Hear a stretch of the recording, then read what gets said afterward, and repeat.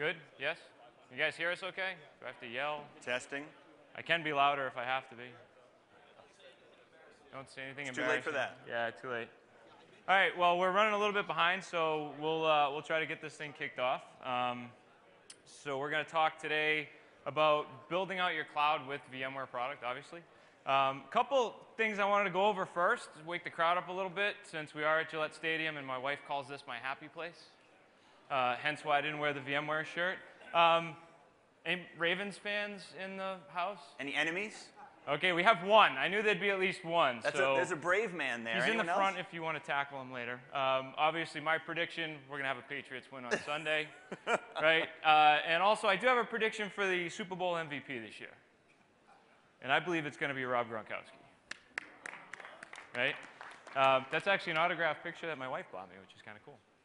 So my name's Chris Colati. I know a lot of people in the room. I actually live in New England. I'm from New Hampshire. So I'm a consulting architect with what's known as the Global Center of Excellence inside VMware. I work kind of on a skunkworks team, for lack of a better term. I actually do have a VCDX and a couple other VMware certifications. And just if you do follow me on Twitter, that's my Twitter address and my blog as well, and my cohort here. That's right. Hey there, I'm Paul Lembo. I'm also a local kid. I live up in Boston. I'm actually on the pre-sales engineering side of cloud. Been with VMware for a few years. Really happy to be here. I also have a blog and a Twitter account that I would encourage you to check out. He's trying to get followers. He's got like 110 right now. It's pretty sad. All relatives. If you could follow him, it'd be great. And if there's any question, if I happen to be a diehard Patriots fan, I had that done last night. So that is real ink, actually. No, it was last year, but okay. So what are we going to talk about? Enough Patriot stuff.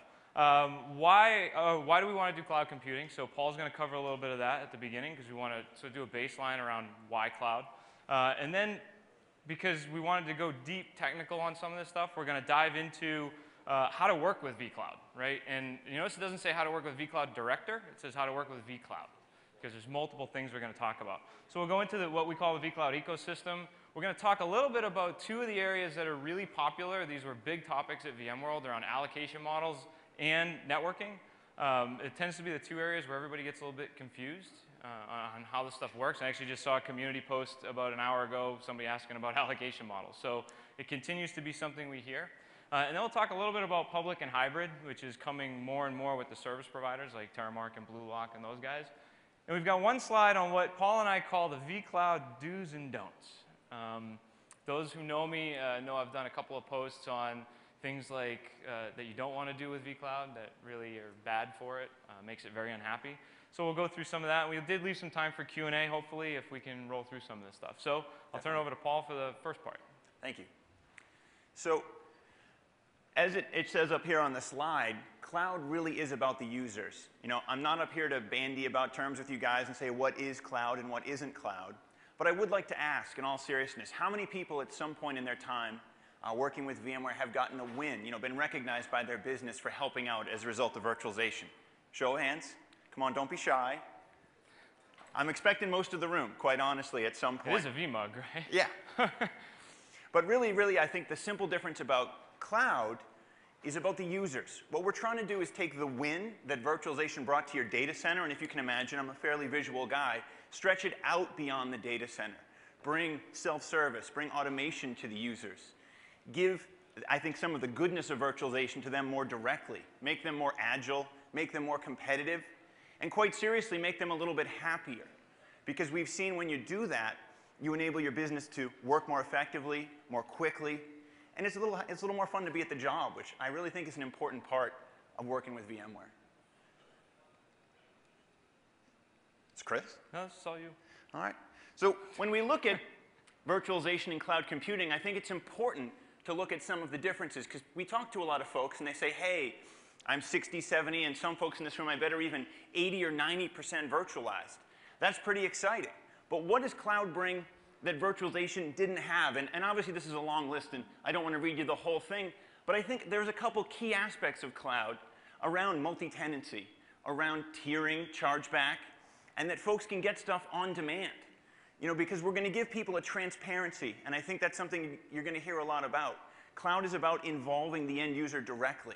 some of the challenges we've seen users and IT departments face is because there's not a direct relationship between what they're asking you for and what you're giving them. And cloud really tries to change that. And by changing that, they can see that there isn't necessarily an infinite pool of resources that they're drawing down. I mean, how many people here have said, oh yeah, just ask for a VM because there's always going to be another VM? I know that's cute, but we're getting to the heart of some real problems. So, VM sprawl. I thought you were doing this slide, man. All right, I'll do it. All right. So one of the things that we also want to point out is how many of you guys, to Paul's point, you know, users come, right? It's free. VMs are free, right? In everybody's organization, right? And where are we at? We're at a point where we're starting to see a lot more VM sprawl. And self-service is a big thing. I know when I was an administrator years and years ago when I was a little boy, that, you know, basically there was one or two people that managed all this stuff, right? So it was easy to go to those 2 or 3 VI admins. And as organizations are getting bigger, self-service is becoming a much more important aspect because we want to push that off to the user, right? We all know that. Self-service is a huge aspect of cloud computing, but also brings on a lot of challenges that we need to try to consolidate some of that. So instead of having everybody coming to one administrator like we did years ago, we want to try to let some of those users do their own provisioning, right? And then really being able to extend it into the multi-tenancy piece. Are there any, let me just get a raise of hands. Are there any actual service provider customers, what I would consider a service provider in the room? One, the Ravens fan, perfect. So everybody here is an enterprise customer, right? So raise of hands for enterprise customers. Interesting. Okay, so we always have a lot of conversations with enterprises around multi-tenancy and why multi-tenancy is really hard to understand in an enterprise because we don't firewall a lot of, well, we don't internally block a lot of stuff from talking to each other. So when we start talking about some of these pieces and economies of scale, it's harder to grasp in an enterprise world than it is in a service provider. It's really clear in a service provider, right? If you're an SP, you got customer A and customer B. They don't want to talk to each other ever, right? And they might pay for different resources. And that's an easy model to understand. So a little bit how we work with vCloud, right? So this is a set of conversations that came out of VMworld this year. And those of you guys who know Dave Hill, who's a counterpart of mine in the UK, we started talking about this thing called the cloud ecosystem, where it's more than just one product. It's not Cloud Director. It's not just vSphere. So on the left-hand side, we've got what we consider the core components of VMware Cloud, right? We've got Virtual Center, we've got ESX, we've got Update Manager, and all these pieces. And this is usually what people install. When we do a POC, you know, for the SCs that I know in the room, like Paul, this is typically what gets dropped in a POC. But it doesn't stop there. We start to get to all of these other pieces that actually integrate with cloud. Because what cloud doesn't have is it doesn't have an orchestration component. So how do we orchestrate the communication between even just a simple workflow? I want approvals, right? How many times do I get asked, how do I do an approval workflow inside Cloud Director? Well, you can't inside Cloud Director, but you can in vCenter Orchestrator, right? Different purposes for different things that build up this ecosystem. Cloud Connector. Has anybody actually downloaded and tried the new version of Cloud Connector? 1.5. 1.5? Giggles, laughs. Yeah, it's an interesting architecture. I wrote a couple articles on that one. Operations Manager. This list can actually go on and on, right? So as we release new products that integrate with the cloud and do different functions within the cloud, this right side actually starts to get longer. And we start to get a picture something like this. Doesn't have all of that stuff, but it's an interesting diagram because it actually shows the interactions between the products.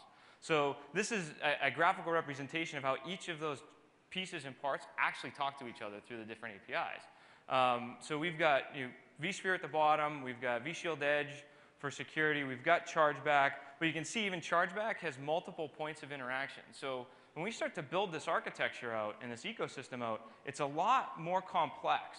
Even though cloud makes the user's life simpler, for us as administrators and technical folks, it actually makes it a little more complex, which is okay, right? Because to Paul's point, it makes the job more fun, right? How much fun was it to do vSphere? It was kind of fun at the beginning, maybe in the 1.0 days, for those of us who were playing with it when it was 1.0. So to kind of expand upon that logical diagram, Dave Hill actually put this together. This is a physical representation of the infrastructure. So when you start to use all of those components and you look at this, you've got multiple databases, right? We're going to have databases under vSphere. We're going to have databases for chargeback. We have a database for orchestrator. We have a database for service manager. all of those different things have to interact with one another, and we start to get a picture of this ecosystem, and we look at it and say, now what happens if vCenter has a problem? We have to do maintenance on Virtual Center. Let's change that. Let's put the positive spin on it. We have to patch Windows, because we never have to do that. What happens when we patch that Windows machine running Virtual Center, and all of this stuff is talking to? In the old days, how long could we live without Virtual Center as administrators? Quite a while, right? Nobody really knew that it was down. The VMs kept running. But if you're in a cloud environment with a front end to that, and all that's communicating to Virtual Center, and you have to do that maintenance, you've now got a different situation. How much Heartbeat do you think we sold a year ago? vCenter Heartbeat? 0. I saw a 0, right? How much do you think we talk about it now? A lot. We sold some last year. We sold some. But when we do cloud deployments and customers want to build a cloud infrastructure that's highly available in the primary site, something like a Heartbeat or Neverfail is really important on Virtual Center so that we can do those maintenance windows without bringing down, without affecting vCloud Director and the rest of the ecosystem. Everything talks to Virtual Center now. It's really the center of the world of the ecosystem. If Chargeback talks to it, vShield Manager talks to it. Every component that was on that right-hand side talks to Virtual Center. So it's a key piece. So there's also an interesting way in the way we manage this stuff, right? Traditionally, I described this back in the day that Virtual Center was the management layer. How many of you guys have Virtual Center? I hope everybody, right? And before vCloud Director or the cloud infrastructure, that was your main interface into most of your management, right? You used the VI client, you connected to Virtual Center, you did what you needed to do, and maybe, again, 2 or 3, 10 people had access to it. Well, now it's more of that nucleus, right? So we've abstracted the users from that layer. The administrators still have some access to that, but all of the API stuff that's going on in the back end to that component is pretty big. We talk about this in the do's and don'ts about some vSphere lockdowns. So traditionally, most Virtual Center environments I went to, they had maybe 1, 2, maybe a handful of roles, security roles, right? Well, it becomes really more important here when I start talking, and those guys who've heard me do my do's and don'ts speech before I get on that soapbox, you'll understand why. Orchestration becomes really important. Approvals, workflows, how do we talk to an external system? How do we deal with billing and sending that XML information over to the actual billing system to bill the customer if we're doing chargeback? What if we want to send a workflow out to a CMDB, right? And in cloud, that's questionable. Some workloads are very transient. So do you want to drop everything you're building in a transient system out to your CMDB and then clean it up 20 minutes later when the VM dies? No. So you want to be able to pick and choose which things you orchestrate out to your CMDB. So that becomes important. High availability, we talked about Heartbeat. How many people actually use FT within vSphere today? Why? Why can't you use fault tolerance today, really? What's that?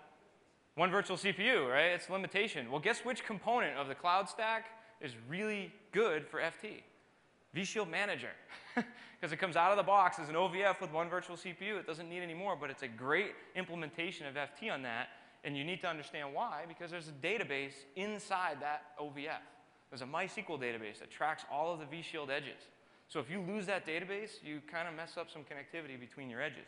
So turn on fault tolerance. A great place to use it.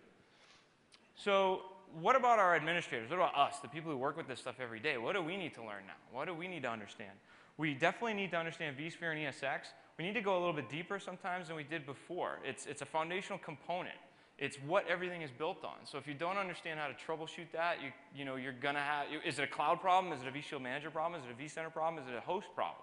Right? There's a lot more things to look at. Storage design has become very interesting within cloud because we don't tier the storage in vCloud, but storage arrays can do storage tiering. So how do we map that into the actual cloud infrastructure? How do we use things like fast and some of the things that vBlock brings to the table?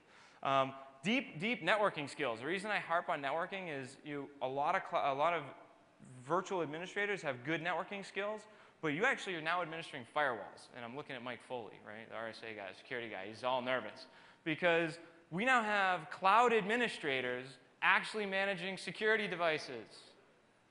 Right? These aren't accessible to the security folks. It's an abstracted layer. The vShield Edge device is managed inside cloud. So if you don't understand NAT rules or how you want to create those and how all the routing is going to happen, it's very difficult to understand how the cloud works, right, and all the connectivity. Scripting, Power CLI, VCO, this is all new stuff that I've talked to so many administrators that they're out there learning, because there's so much that you can do with these components inside the infrastructure. And we talk about it as infrastructure as a service, but it's really IT as a service. I should have changed that. I meant there's a T missing. But it's IT as a service, right? Because it's not just infrastructure today. Oh, capacity planning, just to get on that for a second. How many of you guys today, vSphere-wise, do actual proactive capacity planning? Not spreadsheets. Not spreadsheets. That doesn't Actually, count. Adam, put your hand down. This is why I love doing the VMUG, because I know people in the audience. Well, as administrators, and when I was an administrator, how do we do it, right? You go to power on that next VM, and HA says there's no more resources because we've hit the, we've hit the control limit, and what do? Turn off HA for a minute, we fire up the VM, we turn HA back on. Well, think about that in a cloud environment, and you've got 100 users coming in, you're BlueLock or TerraMark or any one of those guys, and they're not doing proactive capacity management, and there's 100 users trying to power on vApps. Where do you think that message is going to be presented now? It's going to be presented to the user coming in. So capacity planning is pretty important. So things like vCops and other products that we put out there for monitoring and maintenance, become important as well. They weren't even on that previous list. So what we also want to do is tie this a little bit into a real customer example, because what good is all this information if you don't hear how real customers do it? So no names involved. We won't mention. We'll protect the innocent. This was a project that I actually worked on. So they actually were one of the first customers to build a dual site cloud, meaning we stretched their vCloud director environment across 2 buildings. It was sort of supported.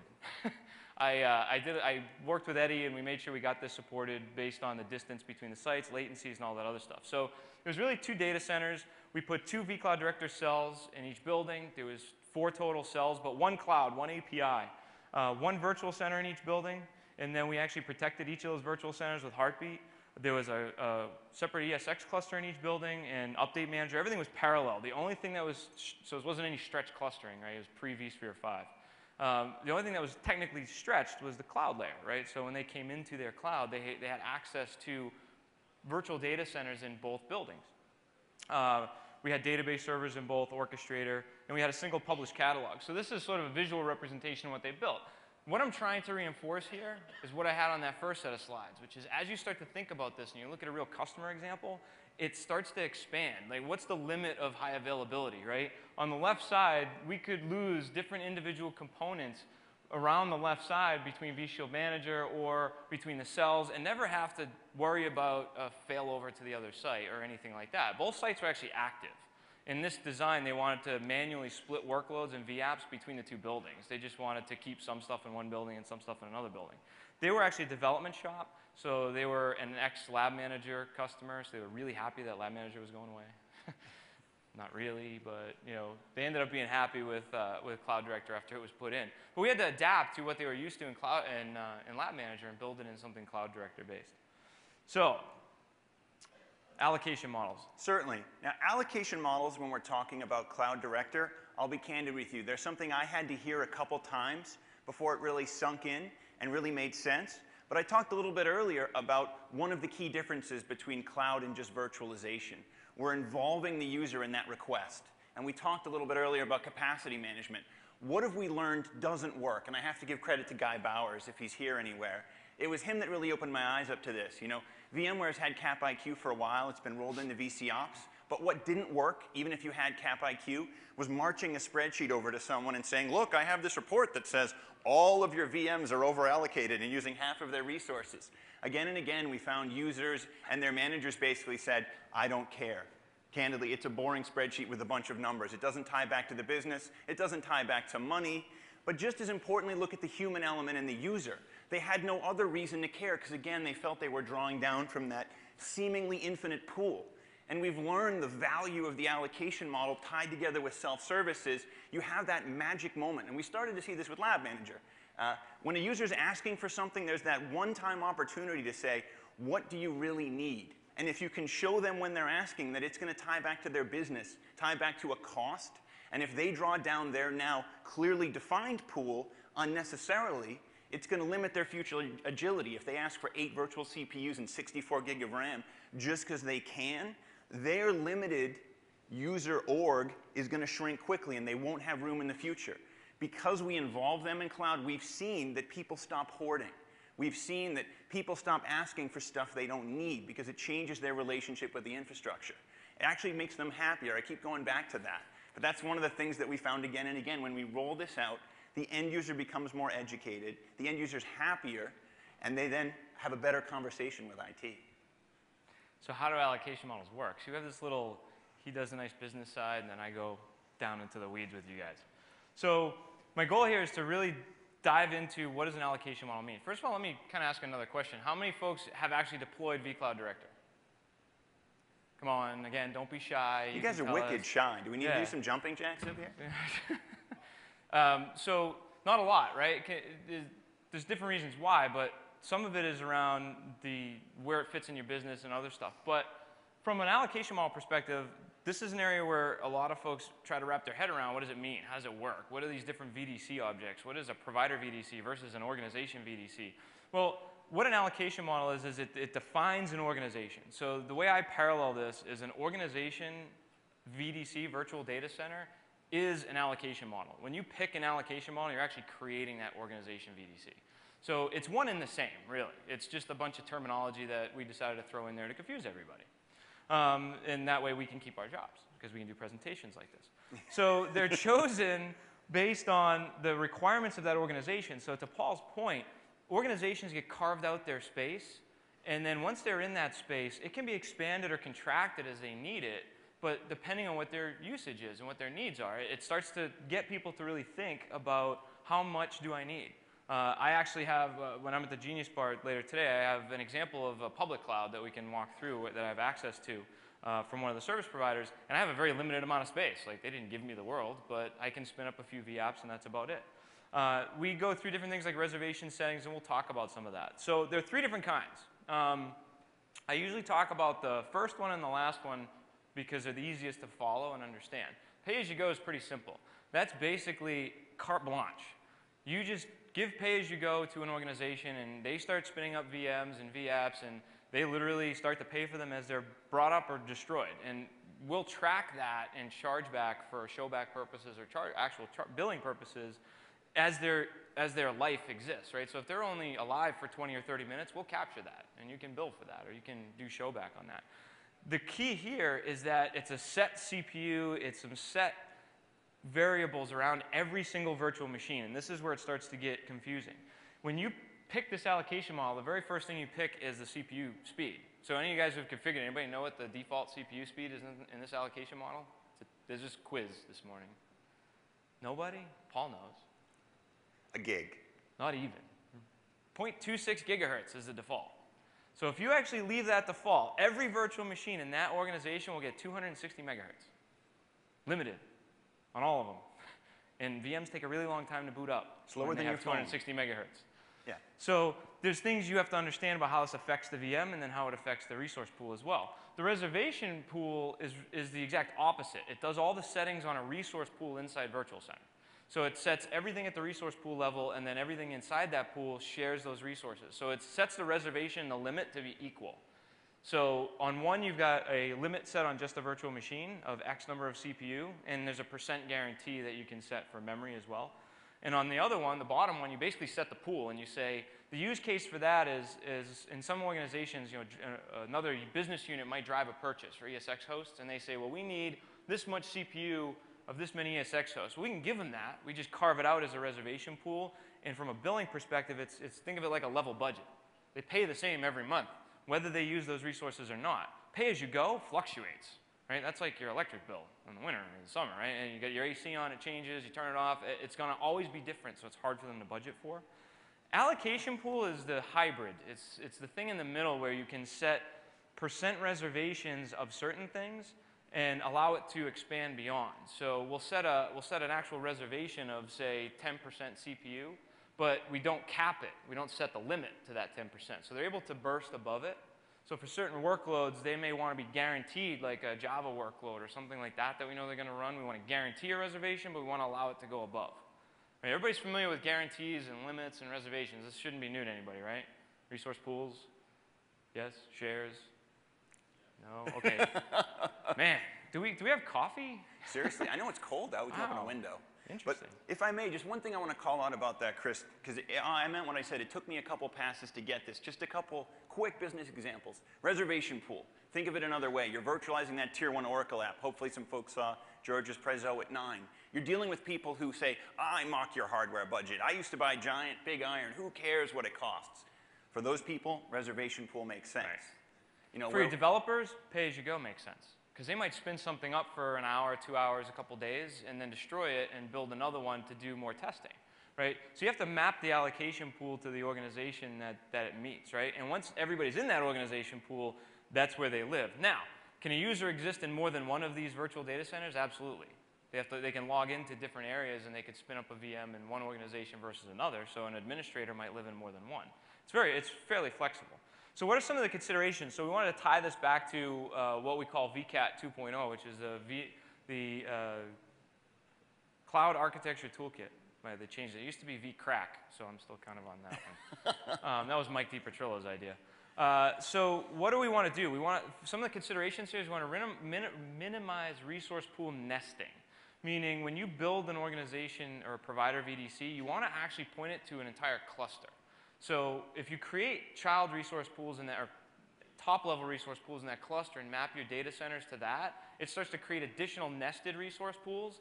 And what I would encourage everybody to do is if you want to understand why you don't want to do that, read the chapter by Frank Denneman on sibling rivalry and resource pools in Duncan and Frank's latest book. It will explain in detail why you don't want to nest resource pools. In a cloud environment, it's even more important because we don't really control those resource pools. Cloud Director is controlling them for us, and you don't want to go in and manage these things in Virtual Center. We'll talk about that in the do's and don'ts. Another one of the considerations is, what does it do to the virtual machine? So pay-as-you-go will actually set the limit on the virtual machine itself for every VM. Reservation pool sets it on the resource pools. And then allocation model actually sets a % reservation on the resource pool as well as on the virtual machine's memory. That one's kind of tough to wrap your head around. Because if you actually go into the settings, you'll see if you set 10% memory reservation, every single VM will get 10% memory reservation. So if they've got 1 gig or 2 gigs of RAM, they'll get 10% reserved. That was actually a new one on me a little while ago when I learned about that. So when defining this, when you're actually defining an org, an org VDC, you are defining their allocation model. And the defaults are really important. That we actually set 100% memory reservation as defaults. Usually we don't want to keep it at 100%. Because if everybody gets 100% reserved for memory, we run out of memory really fast. So some of these defaults are actually changing with the next release. We've asked a number of times to have them at least make the CPU at least a gigahertz and drop the memory to maybe 10%. Because people go... hold on just one second. We're going to do questions at the end if that's okay. If you just hold the questions till the end. What happens is people do normally what they do, right? Next, next, next, next, finish. And they don't read these. And then a week later, they have 100 vApps that are running, and they say, why are these things taking so long to boot up? This is an eye chart. It's meant to be an eye chart. We were going to provide these slides in PDF form to Mr. Harney to hand out if people want it. I would put this in here specifically. There's this one and there's another one. These are reference charts. For you guys who are doing this as administrators, print this. Put it on your desk. Hang it in your cube. I don't care. You can use it for reading material at home. But it's what is the effect of a particular reservation model or particular allocation model on the resource pools in Virtual Center. And the next slide is what is the impact of that on a virtual machine, an individual virtual machine. We're not going to dwell on this. Duncan Epping actually helped put this together. It's a really helpful reference chart, right? So we don't want to leave that up there and have you guys try to read all of it. So, networking. Thank you, sir. So, a little quick tour of history to explain how we got where we are. Now, I started back in '72, the wonderful year that I was born. We're looking at ARPANET. I don't know folks familiar with ARPANET. It's our internet precursor. It's what gave us that local host file that we find in our operating systems, because once upon a time, you could define the world's, or at least the US's, I should say, network this way. Let's roll forward 10 more years in '82. A bit more complex. Now we hit the '90s. Now what's changed? We've gone from looking at a computing model that's based on the government, the military, and the contractors that serve them. Into the '90s, the explosion of home computing. In '92, we've got a little more than 10% of homes with a PC in their house. By the end of that decade, we're hitting the 50% mark, and a lot of those folks even have an internet connection. Now, flash forward 20 years to today. I don't know, the iPad, it's kind of a love-hate device in some places, but the reality is, Apple, if you didn't know, sold 430,000 of those a day, every day, in the last quarter of this past year. So to me, the iPad is the herald of the cloud era for the end user. And what does it mean? We're living in this somewhat controversial post-PC mobility era. We can't take the apps that we wrote for the client-server world of the 90s and the aughts and expect them to work right in this cloud era if we're still coding them to work in a place. And I like to stress, you don't really have a cloud if you don't have cloud mobility for the back end as well. If you're not forklifting your apps and wrapping them in a new kind of network framework, how can you possibly meet the anytime, anywhere, 24/7 need? 2 sites in DR is great. It's a great foundation. But the idea of cloud says we need to take that a step further. And cloud gives you a way to do that. And to me, this is, as Chris has correctly called out, there are going to be some challenges for folks, a new learning opportunity. If you weren't really down with HA and DRS before, cloud is going to challenge you. If you're using DRS like a folder structure, you're not going to get it done in cloud. Networking is the same. In the old days, we're trunking a lot of VLANs down, and we're aggregating things to a few NICs, and we're living kind of crazy. That was the precursor, as I like to call it, to what we're going to look at today, where we're going to have cloud administrators, as Chris has said, looking at firewalls, worrying about load balancing, dealing with VPN tunnels. And really, really, guys, that's just the beginning. So how do we take what the networks need today and we translate that into cloud's networking constructs? This took me, when I first started with the cloud practice a year and a half ago, I think I spent a month straight in a lab trying to understand the network constructs, because I was like everybody else.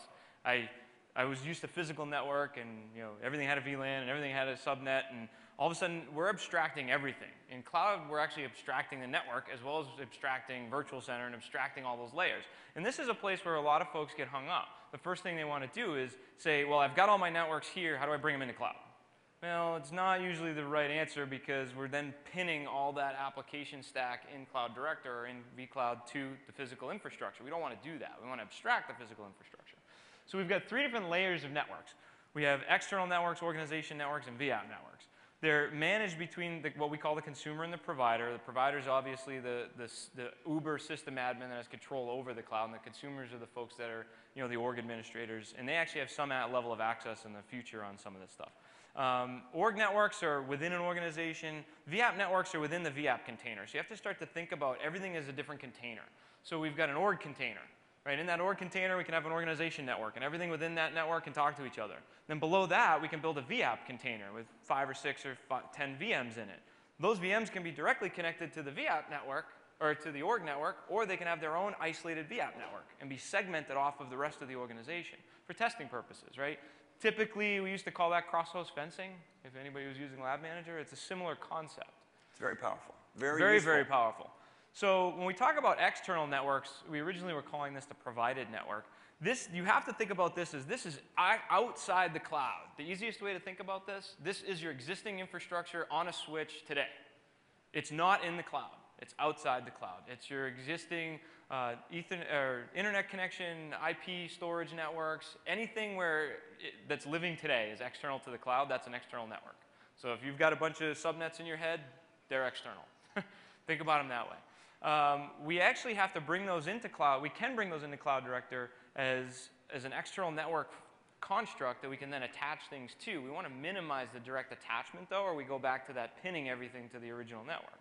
So some of the use cases, like I said, for service providers, it's internet access, it's shared services. So a lot of internet providers will do shared recursive DNS, SMTP stuff, things for all their consumers to utilize on that external network, right?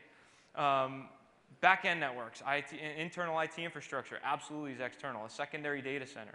So just in your mind, think outside the cloud.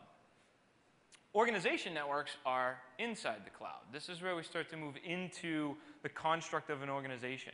Now, it breaks down even further. It breaks down to what we have public and private routed. So we have direct connected networks, or we have routed networks. Right? So now we have to pick. We say, okay, I'm in my org container. Now do I want my organization to be directly connected, which we suggest usually no. At that level, you want to try to isolate an organization. But then we want to route that organization. We do that through vShield Edge. Right? That's our security model to actually do the routing. So everything can talk out. Things can talk in if you write rules. Right? You can write firewall rules for all this stuff. You can do NATs, and you can do all the other pieces for external things.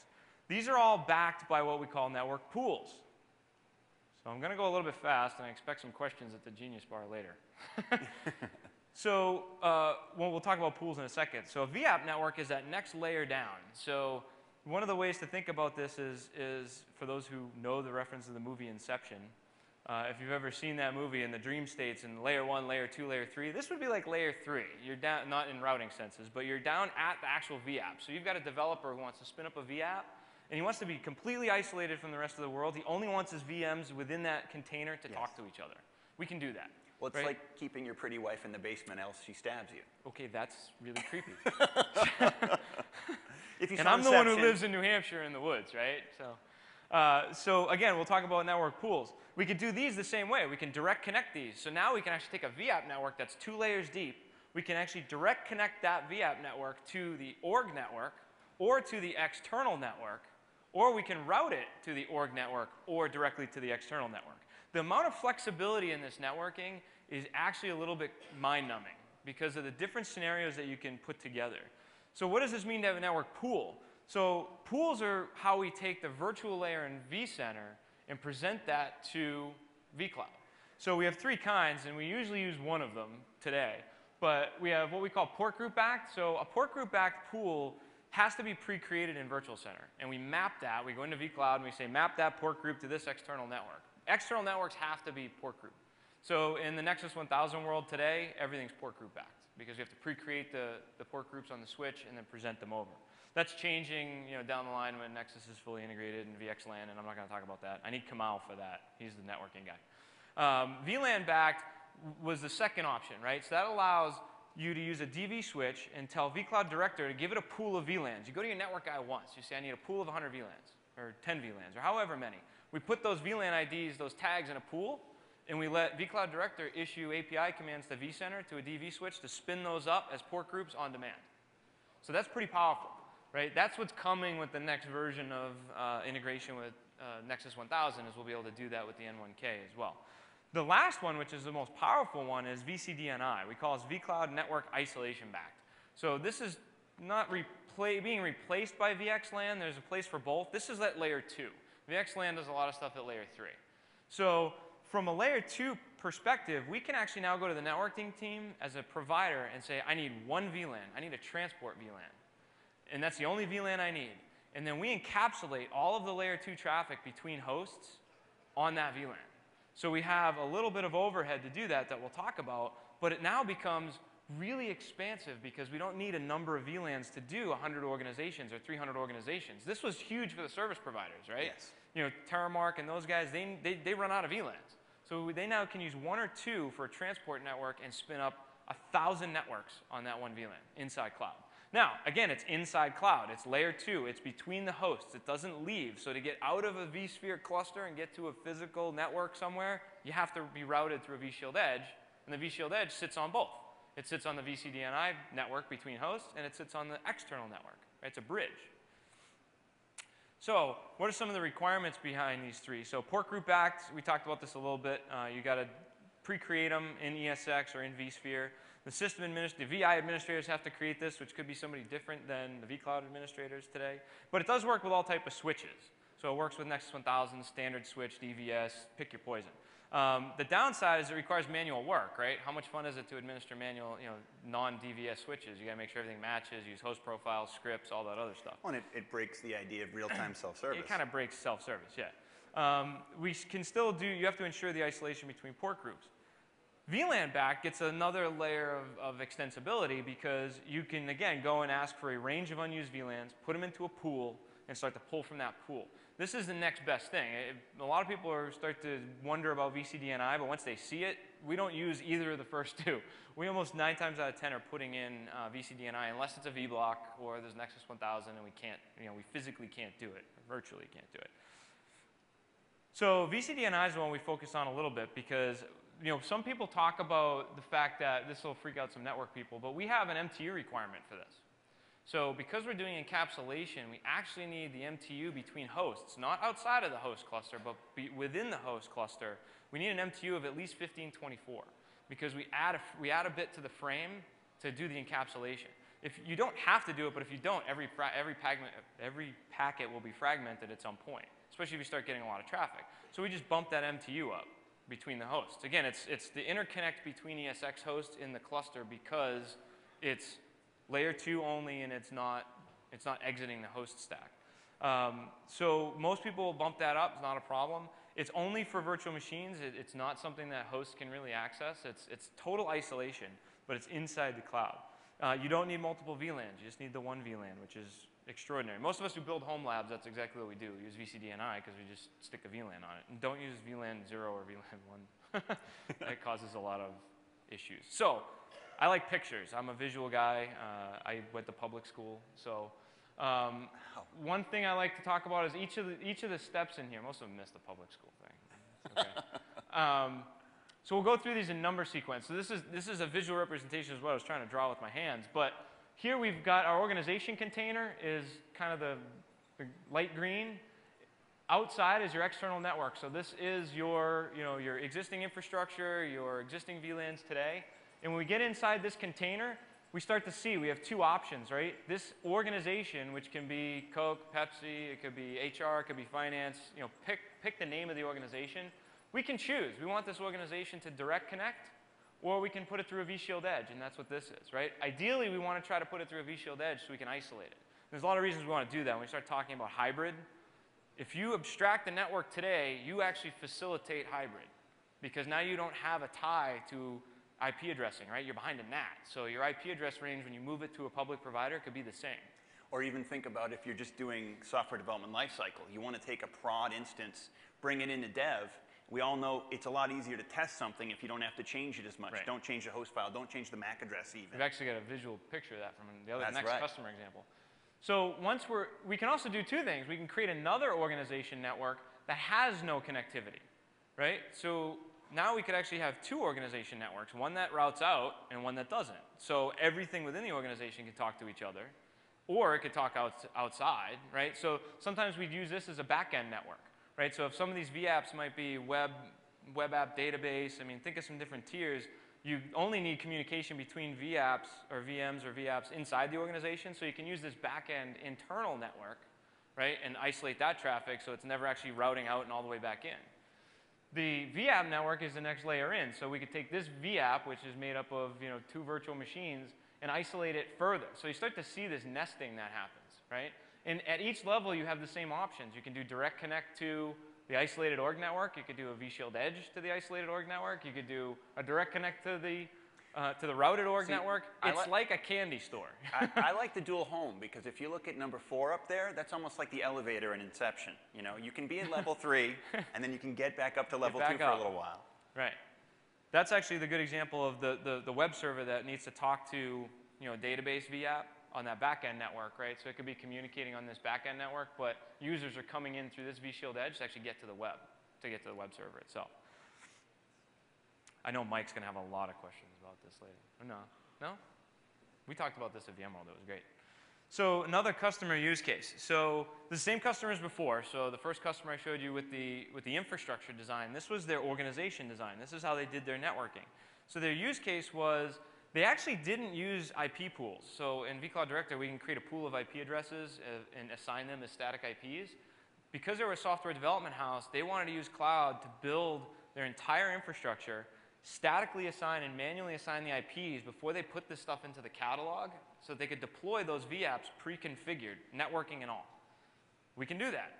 So what we did is we didn't use static IP pools. We actually assigned everything from a list of IPs manually. But once they were in the catalog, they kept that IP address because it stays consistent.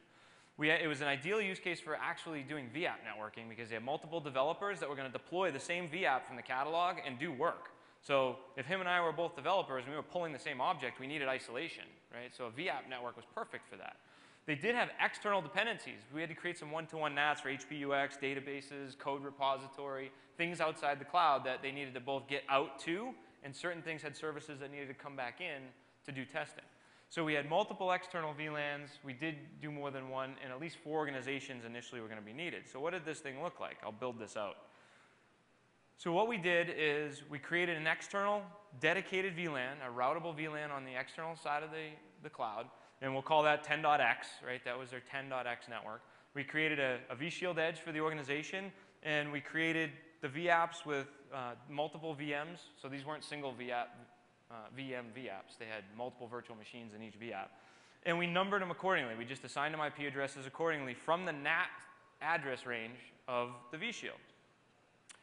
Then what we did is we created one-to-one NATs. So we created a 10.x external address that mapped to the internal address and created NAT rules and all that other stuff. So we pre-configured this as an organization. Their goal was to actually, they wanted to copy the organization 4 times for different purposes. So they wanted to do integrated testing. So this was the master organization where we built everything. So this is where the IT administrators and the system administrators did all the initial builds before it went to the catalog, and there was a published catalog. Then what we did is we effectively cloned the organization. We created a new organization that was for, oops, let's build this out, functional testing. Picture looks exactly the same. The only thing that changes is the external network subnet, right? Because we didn't want to reuse IP addresses. We wanted to be methodical that all these mappings were the same. So if we were trying to connect to the .19 machine, it was always .19 even on the external side. So we wanted open ranges of IP addresses, right? We did the exact same thing, and we created a third organization. And we created an end-to-end testing organization. So they could deploy that vApp in 3 different organizations, fully configured with full NAT routing across the board, and everything functioned out of the catalog. It was extremely powerful for this customer. But we had one situation where we had an individual developer that needed to do coding on the same component as another developer. That's where we used the vApp network. So we essentially created a vShield edge within the vApp and deployed it that way so that each developer who was both working on the same component from the catalog were isolated from one another. And we actually did a direct connect all the way out to the external, so they could telnet to it and all that other stuff. If we double NAT, it gets really ugly. So that's why I say it's powerful with the vShield Edge that you can connect it to an internal network or go all the way out to the external. The interesting thing about this is when you do a vApp network, the one-to-one NATs are created automatically. You don't have to do them manually. So it added more functionality. And then let's say we had developer 1 also needed to download component 2 and work on that one. He could, and it was completely isolated because they didn't care about integrated testing between component 1 and component 2. They were just doing development on that component. So great use case for software development. So what did we end up with? We ended up having to create 4 external VLANs. So we went to networking and said we need 4 VLANs and we need 4 brand new empty subnets, and they said that's it. And we said yeah. And they sent us on our merry way. And we created a developer org that was a little bit different with this isolation. And from their catalog perspective, which we didn't want to get into catalogs in an hour because there's already enough stuff we're throwing at you. In their master organization, they created a published catalog, and they created tiers of the vApp. So they created a base OS catalog. They created a golden image catalog that had packages that made it look like a web server that then they could deploy again and actually give the web server its identity. So they actually staged this out, and you think about catalogs as really that menu, right? You start with your appetizer, you go to your main course, you have your dessert. But you have to build it that way, right? And you deploy from the catalog that way. So public and hybrid. Yep. So this, for folks who may not recognize it, is a picture from one of the more beautiful places on Earth that you can't really see the ground. I apologize. It's New Zealand. And one of the things that I wanted to mention, obviously you can see there's a lot of different destinations there. We've talked a lot about cloud. We've hit you with a lot of information, and I'm guessing a lot of it for many of you was fairly new. We've been hearing the word cloud a lot in the last couple of years, and I think we've been hearing it long enough now that folks realize it's here to stay. But the thing that I wanted to stress about all this is I feel like cloud in some ways brings us back to 5 or 6 years ago. Because as we look at the hard tech of cloud, you're like, wow, there's a lot here. As we go deeper, you can see, maybe cloud isn't perfect for everything. Because candidly, Chris and I are not going to oversell you and say, oh, cloud is for everything in 2012. It's not. It's for many, many things. Because I feel like we're back to the future.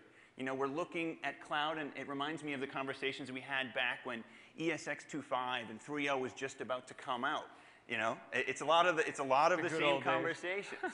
But I feel like for you guys here, you have that same opportunity. Really, in 2012, we're hitting that inflection point with cloud. Again, while it's not for everything, it's for many, many things. If you can embrace that change, you get a chance to steer the organization. I asked in the beginning about who got a win with virtualization, who helped their business, got recognized. Hopefully, that's a lot of folks. Cloud is going to bring that same win opportunity to the table. But honestly and truthfully, I mean this very sincerely, I think it's a bigger opportunity because it's not going to just happen in the data center. If you can get your head around some of these concepts, and they're complicated, you can offer to your users directly something that's going to mean a lot more to them, and it's going to help your business, not just your career. So I'm a big fan of cloud, and I hope that what we've put in front of you guys today inspires you. And I think looking at the public cloud is just as important. Chris is going to talk a little bit about hybrid. And we only have one slide on that. Okay.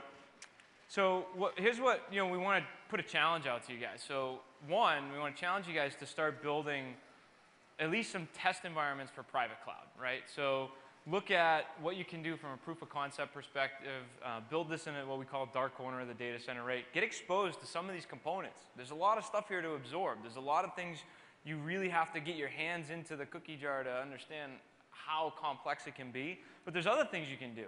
From a hybrid perspective, while you're doing that, go out to some of the service providers, right? They've already built this.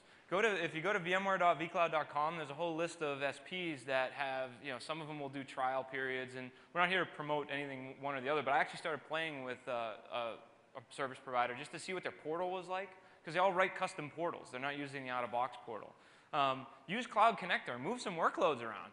Actually build something locally in your data center on vSphere, and then move it from vSphere up to a public cloud, or move it to the private cloud that you've built as a POC.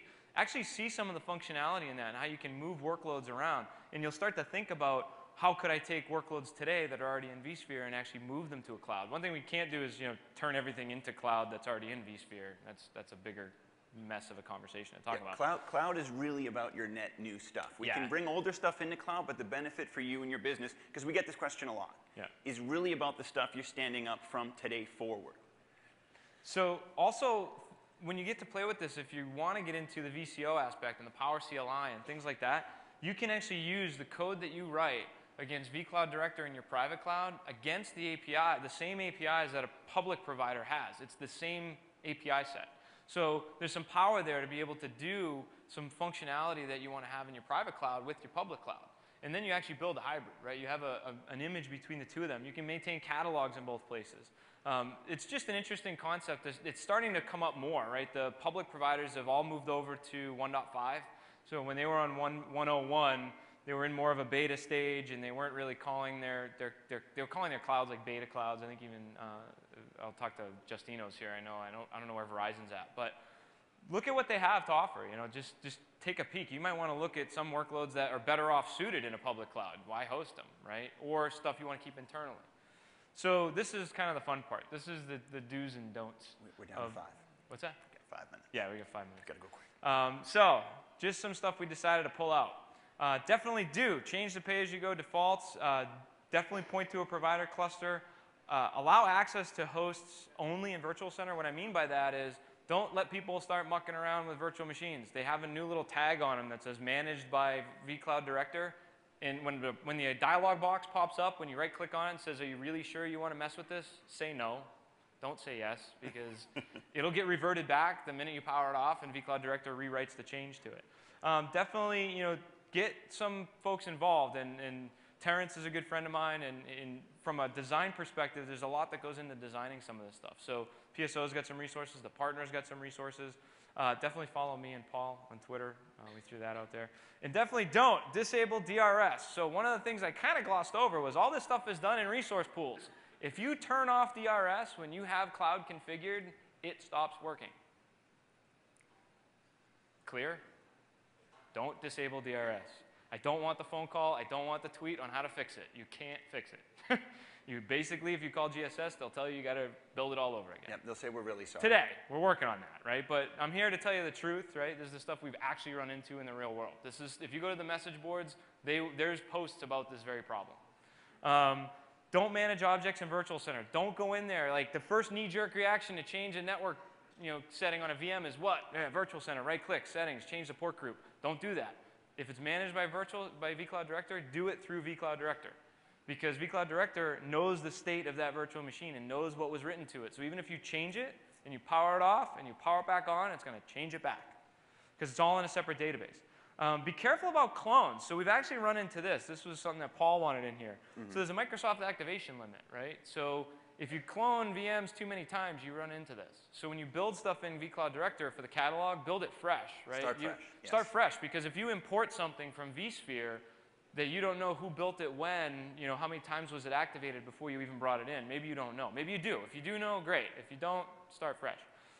Definitely don't remove any other vCenter objects. Don't remove port groups. Don't remove resource pools. Don't rename stuff. Literally, I have a rule around Virtual Center. It's called the no touchy rule. Don't touch it. If you don't think if you have a question about whether you should touch it and it asks you, are you really sure you want to touch this, think about it before you say yes. We're working with engineering to make some of those things a lot more locked down. So there's some conversations about saying maybe when vCloud Director's in play, maybe we actually lock some of that functionality to protect ourselves from ourselves, because I've made some of these mistakes too. Oh, yeah. And definitely do not call Paul or myself if you break one of those things. No. Just want to make that clear.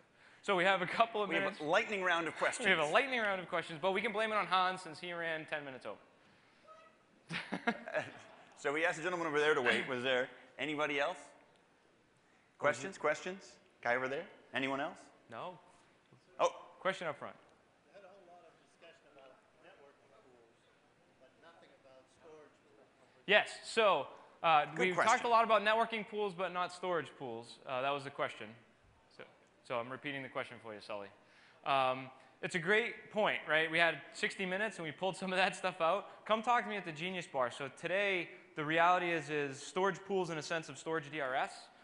They're not supported yet with vCloud Director. They will be. We do storage tiering a little differently in the different versions, but we could chat offline about that. We just had to pull some stuff out for purposes of time. But it's a good thing to point out. There is a lot of considerations around storage. Yeah. Coming soon. Yeah, coming soon. Other questions? Have we totally confused everybody? We went fast. It was a little bit of a micro machine. Yeah, the deck? Yeah, so I got to talk to Chris, but I had Hans review it. There's nothing in here that's not public material, so we'll provide it to Chris Harney as a PDF. I don't know if he's got a website that he can post it on or how he handles that, but we'll talk to Sully and those guys. Yeah, because I want you guys to have those reference charts and stuff too. So, I mean, I joke about don't call us, but certainly if you have stuff you want to hit us up on offline. Yes, we do want you to be successful. Yeah. Yeah. One question. Microphone. Run, Hans. Run. Yell real loud. Run, Hans. Run. Part about run. Over here. Oh, sorry. We have a question. We already got one. I've over there. got the louder voice here. Yeah. We are a large Lab Manager customer. Yep. And we're not seeing all the functionality that we need yet to move over. You want snapshots, right? I want snapshots. I haven't heard that before. And what you're doing makes sense for moving forward for a large enterprise. We're still the development environment, and I don't see the stuff that I need for my development environment because it's large, complex, which is fine, but it's like, the smaller environment's getting left behind. That's a comment. My question for you is, one of the things with Lab Manager is it does a lot of things on its own, independently of vCenter, although it looks like it's the same functionality, and that bites me in the ass over and over again. My question is, in the vCloud Director, are you totally integrated and offloading all functionality to vCenter, or is vCloud Director still doing the smoke and mirrors things and taking control away from vCenter? That's a great question. There is a vCloud Director agent that does get installed on the hosts, but that agent does minimal work. If I were to put a number to it, I'd say 99% of all the functionality that vCloud Director actually calls out to is back down to Virtual Center. So Virtual Center does the work. I got to find out. He wants the free book from Duncan. I'll go find out what the agent actually does. It's very minimal, and the engineers gave me a long list of why we have the agent, but I can go back and find out. Hit me up afterwards. But candidly, and to answer the other comment, I think some of the things that you're missing are coming in future versions of Cloud Director. Snapshots being the big one. That's the one we hear about again and again. Yeah. Is this one working? Yeah. My question's on the networking side. One of the things we see is we're in a heavily DMZ environment on the financial side. Yep. And one of the challenges is the firewall rules. we have a lot of firewall rules, and to bring those from a physical infrastructure into vShield almost seems impossible. So the question becomes, if other customers run into that, and what can you say that I can bring back to somebody and say would be the way we can go to a vCloud director and get over that hurdle? So it's not impossible, right? Given enough time, money, and people, we can accomplish anything. It's truly a problem, right? Because you've got all your physical firewalls. What we'd have to look at is where are the places where we want to keep those physical firewalls, and where are some of the places where we don't necessarily need them. I wouldn't say they'd all go away, right? Some of them might stay, but we would have to recreate those rules, essentially in a vShield edge. There's no way to export a rule from, say, a checkpoint or something like that. But the thing that I'm bringing to you is there's a lot of firewall rules. It Oh, could be sure. over 1,000. So I it could remember be when thousands. I managed one, I didn't even know half of them work, because somebody else put them in there 10 years ago. No, I think we often put up that people, process, technology slide where we talk about, for all the bits of cloud, as hard as the bits may be, there's a lot to learn. Honestly, to me, the bits are the easy part, because the bits are the thing that you can just sit down, focus on, and learn. Changing the process outside of cloud, like the catalog conversation we didn't have time for, it's a really critical thing, and it's not going to be easy. That's not an uncommon issue, and you have to, there's going to be some push and pull. You have to decide what rules really need to be, because this has come up other places, what rules really need to be out there, really, really. And that's the people time of saying, we're going to go through this reverse timeline of all the rule changes we ever made. Does anyone even remember why? That's Who's your what makes it SE? hard. Is it Paul? So if I may interrupt on that question, actually, Yeah. because I'll do a plug for Josh here as well. We have a lab that we call vCell that many of you have seen in terms of VMworld labs. And in reference to firewalls, one of the things we did with networking in vCell was we defined our service definitions right up front. Now, I know you have tons of firewall rules and what have you, but what we were able to do with those service definitions was define what was an external internet network, what was an external corporate network, what was a internal network, and we looked at our service definitions as purely internal employees that would have a certain set of rules coming into the cloud, external firewall, partners, unbadged but trusted, and then finally customers. And so what it comes down to is look at your service definitions first, and then whittle away at your firewall rules externally to bring them into the cloud. And with that said, at lunch, Josh here will present a little bit about our vCell lab, so I'll do a plug for you on that. Back to you guys. Yeah, and we'll just wrap up with that so Scott can get rolling. But we do have, like I said, at the Genius Bar, we'll have access to a couple different cloud environments if people want to actually see it. They give us a screen to put it up on, so come on by and we'll show you some of the back-end stuff. Oh, pose for a picture. Pose for a picture. Who's who? Thank you, guys.